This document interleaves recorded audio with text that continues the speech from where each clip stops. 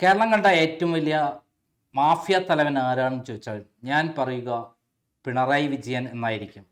എന്നാൽ പിണറായി വിജയൻ വരുന്നതിന് മുമ്പ് കേരളത്തിലെ ഏറ്റവും വലിയ മാഫിയ തലവൻ വെള്ളാപ്പള്ളി നടേശനായിരുന്നുവെന്ന് ക്രൈം നേരത്തെ വാർത്ത ചെയ്തിട്ടുണ്ട്. അദ്ദേഹം LTTക്ക് ഇവിടെ നിന്ന് പെട്രോളും ഡീസലും മണ്ണെണ്ണയും കടത്തി കൊടുക്കുകയും അവിടെ നിന്ന് കള്ളനോട്ട് ഇറക്കുകയും ചെയ്തിരുന്നു എന്ന് വാർത്ത ക്രൈം പ്രസിദ്ധീകരിച്ചിരുന്നു. എനിക്കെതിരെ നോട്ടീസ് അയച്ചെങ്കിലും അദ്ദേഹം ഇതേവരെ കേസ് ഫയൽ ചെയ്യാത്തതിൽ നിന്നും അത് അദ്ദേഹം അംഗീകരിച്ചു എന്നുള്ളതാണ്. ഇപ്പോഴത്തെ അദ്ദേഹം വിവാദ നായകനായി കേരളത്തിൽ വർഗീയ വിഷം ചീറ്റിക്കൊണ്ടിരിക്കുകയാണ്.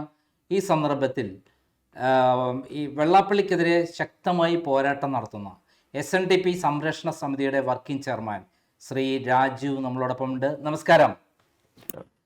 അതായത് താങ്കൾ വെള്ളാപ്പള്ളിക്കെതിരെ ശക്തമായി സമരം നടത്തുന്ന ആളായിട്ടാണ് ഞാൻ മനസ്സിലാക്കുന്നത്. താങ്കൾ ആരാണ് ശരിക്കും? ഞങ്ങൾ ഒരു സംഘടനയുണ്ട്, SNDP സംരക്ഷണ സമിതി. അതിൻ്റെ സംസ്ഥാന ചെയർമാൻ അഡ്വക്കേറ്റ് S ചന്ദ്രസേനാണ്, ജനറൽ സെക്രട്ടറി ME പരമേശ്വരൻ. ഞാൻ എൻ്റെ വർക്കിംഗ് ചെയർമാനാണ്. ഞങ്ങൾ കേരളത്തിലെമ്പാടും ഇതിൻ്റെ ശാഖകളുണ്ട്. SNDP എന്ന പ്രസ്ഥാനത്തെ ശുദ്ധീകരിക്കുവാനും ഈ വെള്ളാപ്പള്ളിയുടെ അഴിമതിക്കെതിരെ പോരാടാൻ വേണ്ടി ഒരു പ്രസ്ഥാനമാണ്. ഞങ്ങൾ കഴിഞ്ഞ ഒരു 4-5 വർഷമായിട്ട് ഇദ്ദേഹത്തിൻ്റെ നിരവധിയായ ഇദ്ദേഹത്തിൻ്റെ വെട്ടിപ്പുകൾക്കെതിരെ പോരാട്ടം നടത്തിക്കൊണ്ടിരിക്കുകയാണ്. അങ്ങ് പറഞ്ഞത് 100% ശരിയാണ്. എനിക്ക് തോന്നുന്നു ഈ പിണറായി വിജയൻ ഇത്രയും മോശമായത് വെള്ളാപ്പള്ളിയോട് കൂടിയുണ്ടെന്ന് എൻ്റെ വിശ്വാസം. അദ്ദേഹം നേരത്തെ, കാരണം 2016 ഇദ്ദേഹത്തിൻ്റെ മൈക്രോ ഫൈനാൻസ് കേസ് അന്വേഷിച്ച് വന്നപ്പോഴത്തേക്ക് വെള്ളാപ്പള്ളി പോയി അദ്ദേഹത്തെ അറസ്റ്റ് ചെയ്യാൻ പോയപ്പോഴത്തേക്ക് പിണറായി വിജയൻ്റെ കാൽക്കൽ പോയി വീണു. അന്ന് അദ്ദേഹം അന്തസ്സായിട്ട് അഭിപ്രായം പറഞ്ഞു, മിസ്റ്റർ വെള്ളാപ്പള്ളി നിയമത്തിൻ്റെ വഴിക്ക് പോട്ടെ എന്ന് പറഞ്ഞു.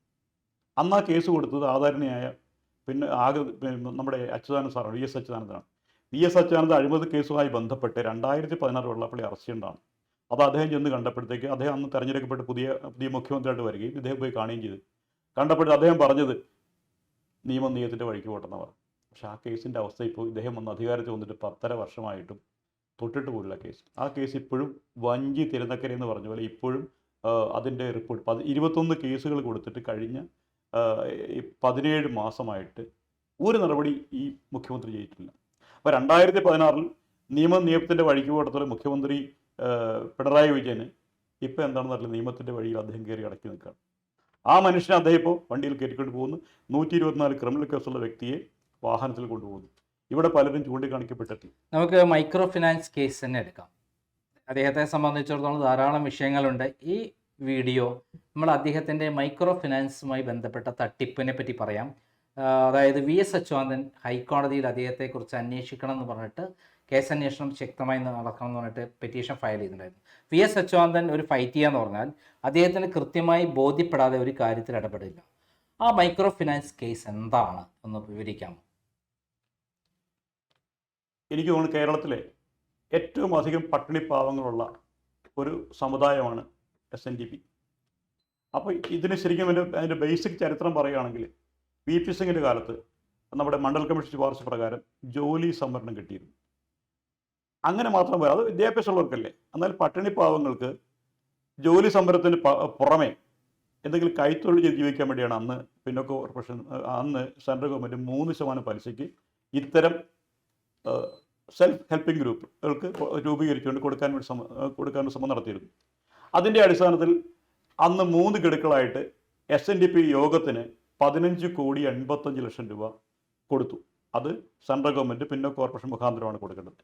ഈ പൈസ ശരിക്കും പറഞ്ഞാൽ വെള്ളാപ്പള്ളി നടേശനും നമ്മൾ ഈ പറയുന്ന പിന്നോക്ക കോർപ്പറേഷനോട് എഗ്രിമെൻ്റ് വെച്ചു. ആ എഗ്രിമെൻ്റ് പ്രകാരം ഈ പൈസ SNDPയിൽപ്പെട്ട പട്ടിണി പാവങ്ങൾക്ക്, ദാരിദ്ര്യക്ക് താഴെയുള്ളവർക്ക് കേവലം 3% പലിശയ്ക്ക് കൊടുക്കാൻ വേണ്ടി കൊടുത്ത പൈസയാണ്. അത് വേണമെങ്കിൽ 5% വാങ്ങുന്നു, 2% സർവീസ് ചാർജ് എടുക്കാൻ അധികാരമുള്ളൂ. അങ്ങനെ കിട്ടിയ പൈസ കിട്ടിയപ്പോൾ ശരിക്കും ഇദ്ദേഹം ചെയ്യേണ്ടിയിരുന്നത്, SNDPയിൽ ഒരുപാട് സംഘങ്ങളുണ്ട്, സെൽഫ് ഹെൽപ്പിംഗ് ഗ്രൂപ്പുണ്ട്. ആ സംഘങ്ങൾക്ക് അന്ന് ആ ഒരു കാലഘട്ടത്തിൽ ശരിക്കും പറയാൻ മനുഷ്യന് ഈ ബ്ലേഡിൻ്റെ കാലഘട്ടമാണ്. 36%, 40, 60 അങ്ങനെ പല ഗ്രേഡ് പൈസ വാങ്ങുമ്പോഴത്തേക്ക് കേവലം 3% പലിശയ്ക്ക് പാവങ്ങൾ കൊടുക്കാമെങ്കിൽ അവർ തൊഴിൽ ജീവിക്കുമായിരുന്നു. അങ്ങനെയുള്ള ഈ പൈസ കിട്ടിയിരുന്നെങ്കിൽ SNDPയുടെ സകല താഴെക്കടയിലുള്ള സകല പട്ടിണി പാവങ്ങൾക്കും എന്തെങ്കിലും ചെറിയ കൈത്തൊഴിൽ ജീവിക്കാൻ സാധിക്കുമായിരുന്നു. ആ പൈസ കിട്ടിയോണ്ട് ഇദ്ദേഹം ഈ കക്ഷികൾക്ക് കൊടുക്കാതെ, ഇദ്ദേഹം ജനങ്ങളറിയില്ല, പാവങ്ങളുള്ള SNDPയിൽപ്പെട്ടവർ ശരിക്കും പറഞ്ഞാൽ ഇതിനെക്കുറിച്ച് വലിയ ധാരണയില്ലാത്തവരാണ്. ഈ പൈസ ഇദ്ദേഹം എന്ത് ചെയ്തു? ഇദ്ദേഹം വൻകിട ബാറുകൾക്കും മറ്റു പലർക്കുമായിട്ട് വിതരണം ചെയ്തുകൊണ്ട് അദ്ദേഹം വളരെ അധികം ലാഭം ഉണ്ടാക്കി. അവിടെ മറ്റൊരു പ്രശ്നം കൂടെ ഉണ്ട്. SNDP ഒരു നോൺ ട്രേഡിംഗ് കമ്പനിയാണ്, ലാഭകരമായ ഒരു ബിസിനസ് ചെയ്യാൻ പാടില്ല. അങ്ങനെ വരുമ്പോൾ ഈ ലാഭം ഇവിടെ കാണിക്കും. ഈ ലാഭം ഉണ്ടായി ഈ കൊടുത്ത 3% പലിശ കിട്ടിയ പൈസ ലാഭം എന്ന് പറഞ്ഞാൽ അതിൻ്റെ 15% കൊടുത്ത് എത്ര കിട്ടുന്നത്? ഈ പൈസ മറിച്ച് വീണ്ടും കൊടുക്കുമ്പോൾ ഈ ലാഭങ്ങളെല്ലാം ഇദ്ദേഹവും അനുചരന്മാരും വീതിച്ചെടുത്തു. ഇതിനകത്ത് വലിയൊരു അപകടം എന്ന് പറഞ്ഞാൽ ഇത് പിടിക്കപ്പെടാതിരിക്കുന്ന കാരണം ഇത് അങ്ങേ താഴെ തട്ട് മുതൽ മേൽത്തട്ട് വരെ വന്നിരിക്കുക. ഇതിൻ്റെ ഗുണഭോക്താക്കൾ അനവധി പേര്, വെള്ളാപ്പള്ളി നടേശന് മാത്രമല്ല, ഇപ്പോൾ വെള്ളാപ്പള്ളി നടേശൻ്റെ അനുചരന്മാരായിരിക്കുന്ന ഓരോ സ്ഥലത്തും വെച്ചിരിക്കുന്ന തലവത്തിരിക്കുന്ന ഓരോ പ്രദേശത്ത് നോക്കി ഓരോ താലൂക്കുകളിലും ഓരോ സ്ഥലത്തും വെച്ചിരിക്കുന്ന നേതാക്കന്മാരെല്ലാം ഇതിൻ്റെ വീതം പറ്റിയവരാണ്. ഇവർക്ക് ആർക്കും വെള്ളാപ്പള്ളി നടേശനെ എതിർക്കാൻ പറ്റില്ല. ഇവരെല്ലാം ഇതിൻ്റെ വീതം പറ്റിയ ആൾക്കാരാണ്. അവിടെയാണ് വലിയൊരു പ്രശ്നം. അതാണ് ഈ പൈസ അങ്ങനെ വിധിച്ചെടുത്തു. ഈ പൈസ ജനങ്ങൾക്ക് കൊടുത്തില്ല. അങ്ങനെ വന്നപ്പോഴത്തേക്കാണ് ഇവിടെയാണ് ശരിക്കും പറയുക വെള്ളാപ്പള്ളി നടേശന് അങ്ങ് പറഞ്ഞ പോലെ ഒരു ഈച്ച പോലും ചലിക്കാത്ത കാലത്താണ് ആദരണീയായ ശ്രീമാൻ VS അച്യുതാനന്ദൻ ഇതിനെതിരെ പരാതി കൊടുക്കുകയും പരാതി നടക്കാവുന്നപ്പോൾ അദ്ദേഹം കോടതിയിൽ പോവുകയും ചെയ്തു. കോടതി കൊടുത്തു. ആ കേസ് അന്വേഷിച്ചപ്പോഴത്തേക്കാണ് ഈ പറഞ്ഞ പോലെ അദ്ദേഹത്തിനെതിരെ ഈ 124 കേസുകളിൽ FIR ഇട്ടു. എവിടെയെല്ലാമായിട്ട്? അത് കേരളത്തിലെമ്പാടും ഉണ്ട്. അങ്ങ് എല്ലാ താലൂക്കുകളിലും ഉണ്ട്. എല്ലാ താലൂക്കുകളായിട്ട് 124 കേസുണ്ട്. അതിൽ വളരെ വിശദമായി അന്വേഷിച്ച് പിന്നെ 5/2016 പിന്നെ നമ്മുടെ ഈ വിജിലൻസിൻ്റെ 5/2016 ചാർജ് ഇട്ടുകൊണ്ടാണ് കേസ് അന്വേഷിച്ചത്. ആ കേസിൻ്റെ ഇപ്പോഴത്തെ അവസ്ഥ എന്ന് പറഞ്ഞാൽ അതിൽ 2024 ജൂലൈ മാസം 5-ാം തീയതി ഇത് ഇത്രയും നീണ്ടുപോയി അന്വേഷണം. ഞങ്ങൾ അതിൻ്റെ അകത്തൊരു കാര്യം ചെയ്തു. VS അച്യുതാനന്ദൻ മരിച്ചതിന് ശേഷം VS അവസാനമായപ്പോൾ അദ്ദേഹം ശ്രദ്ധിക്കാവുന്നു. ആ കേസിൽ SNDP സംരക്ഷണ സമിതി കക്ഷി ചേർന്നുകൊണ്ട് ആ കേസ് നടത്തി. ആ കേസ് നടത്തിയപ്പോഴത്തേക്ക് 2024 ഒരു ഉത്തരവ് ഞാൻ കിട്ടി. ആ ഉത്തരവിൻ്റെ പ്രകാരം ഇതിൻ്റെ അന്വേഷിച്ച ഹേമന്ത് എന്ന ഉദ്യോഗസ്ഥൻ 21 കേസുകളിൽ ഇദ്ദേഹത്തെ പ്രതിയായിക്കൊണ്ട് ചാർജ് കൊടുത്തു. അപ്പം ഞങ്ങൾ സരിച്ചു രക്ഷപ്പെട്ടു. നമ്മൾ 2016 തന്നെ രക്ഷപ്പെട്ടു. വെള്ളാപ്പള്ളി നടേശൻ്റെ കേസ് കൊടുത്താൽ ഈ കേസിൻ്റെ വന്ന് ശിക്ഷിക്കപ്പെടും. ഇപ്പോഴത്തെ ഈ ഒരു സ്പെഷ്യൽ ഇൻവെസ്റ്റിഗേഷൻ ടീമല്ലേ അന്വേഷിച്ചത്. ആ അന്വേഷണത്തിൻ്റെ അടിസ്ഥാനത്തിൽ ഇദ്ദേഹം അറസ്റ്റ് ചെയ്യേണ്ടതായിരുന്നു. ഈ കിട്ടിയിട്ട് ഇന്ന് വരെ എന്താണ് കൊടുത്ത 21 കേസുകൾ എന്താണെന്ന് പറഞ്ഞിട്ടില്ല. ബാക്കിയുള്ള കേസുകൾ 120 മറ്റ് കേസുകൾ ഇപ്പോഴും അന്വേഷണം. മൊത്തം എത്ര കേസുകളുണ്ട്? 124 കേസാണ് അദ്ദേഹത്തിന് ചാർജ് ചെയ്തു. പിന്നെ FIR ഇട്ടു. ഇത് 120B അല്ലേ, വളരെ ഗുരുതരമായ കുറ്റങ്ങൾ. അതായത് നമ്മുടെ പിന്നെ സർക്കാർ ഫണ്ട് ദുരുപയോഗം ചെയ്യുക, അങ്ങനെ നിരവധിയായ ജാമ്യമില്ലാ വകുപ്പ് ചുമത്തേണ്ട വിഷയങ്ങളാണ്. ഇത് വന്നു കഴിഞ്ഞാൽ ഒരു കാരണവശാലും പിടിക്കാൻ പറ്റില്ല. അതാണ് ചാർജ് ചെയ്തത്. അത് കഴിഞ്ഞ് പറ്റിയ അബദ്ധം, ഈ കേസ് വന്നപ്പോഴത്തേക്ക് അച്യുതാനന്ദൻ സാർ കേസ് കൊടുത്ത് പറ്റിയ അബദ്ധം എന്താ, ഈ 124 കേസുകളിൽ ഇത് പിടിച്ചപ്പോഴത്തെ അവർ പറഞ്ഞെന്താ, ഗവൺമെൻറ് പിന്നോക്ക കോർപ്പറേഷൻ പറഞ്ഞു ഇത് വെട്ടിപ്പ് നടന്ന് തെളിഞ്ഞ സാഹചര്യത്തിൽ ഇത് മടക്കി അടയ്ക്കാൻ പറഞ്ഞു. വേറെ കുഴപ്പമൂടെ കാണിച്ചിട്ടുണ്ട്. ഇദ്ദേഹം വേറെ പണി കൂടെ ചോദിച്ചു. ഈ കേസുകൾ എന്ത് ചെയ്തു, ഇയാൾ എന്ത് ചെയ്തു, ഈ പൈസ കൊടുത്തപ്പോൾ ഇങ്ങനെ ഒരു പരാതി കൊടുത്തപ്പോൾ ഇദ്ദേഹം മറുപടി കൊടുത്തത് 2775 സംഘങ്ങൾ കൊടുത്തായിട്ട് രേഖ ഉണ്ടാക്കി കൊടുത്തു. ഇതെല്ലാം വ്യാജമായിരുന്നു. അതായത് കേരളത്തിൽ ഇല്ലാത്ത 2770 സംഘങ്ങളുടെ പേരിൽ ഈ വ്യാജം ഉണ്ടാക്കിയിട്ട് ഇത് കൊടുത്തു. അപ്പോൾ കേസ് കുറെ കൂടെ ഗുരുതരമായി. വെള്ളാപ്പള്ളി നടേശൻ ഈ 15,85,00,000 രൂപ വ്യാജ സംഘങ്ങൾ രൂപയിൽ തട്ടിയെടുത്തു. വളരെ ഗുരുതരമായ കുറ്റമായിരുന്നു. അപ്പോൾ പെട്ടെന്ന് ആദ്യം പടിയുന്നതിൽ പിന്നോക്ക കോർപ്പറേഷൻ എന്ത് ചെയ്തു, ഈ ബാക്കി അടയ്ക്കാം, അന്ന് ഔട്ട്സ്റ്റാൻഡിംഗ് ആയിട്ട് അടയ്ക്കാനുള്ള 3,60,00,000 രൂപയാണ്. 3,60,40,000 ചിലരുണ്ടായിരുന്നു.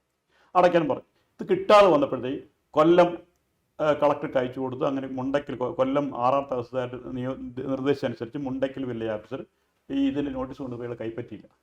വില്ലേജ് ഓഫീസർ എന്ത് ചെയ്തു, ആ നോട്ടീസ് SNDPയുടെ ആസ്ഥാന മന്ദിരത്തിൻ്റെ കവാടത്തിൽ പതിച്ചു കഴിഞ്ഞിട്ട് ഒരു നാൾ ഇത് ശരി കേരളത്തിൽ ആരും ഈ വിഷയം അറിയില്ല, ഇപ്പോഴും അറിഞ്ഞിട്ടില്ല. ഇപ്പോഴും ഒരു മാധ്യമവും ഇന്നുവരെ റിപ്പോർട്ട് ചെയ്തിട്ടില്ല. ഈ പതിച്ച് SNDP യോഗത്തിൻ്റെ ആഫീസ് ജപ്തി ചെയ്തു, പക്ഷേ അറിയിച്ചിട്ടില്ല. വെള്ളാപ്പള്ളി നടേശൻ നേരെ പോയി രഹസ്യമായിട്ട് പോയി ഹൈക്കോടതി സ്റ്റേ വാങ്ങിച്ചു.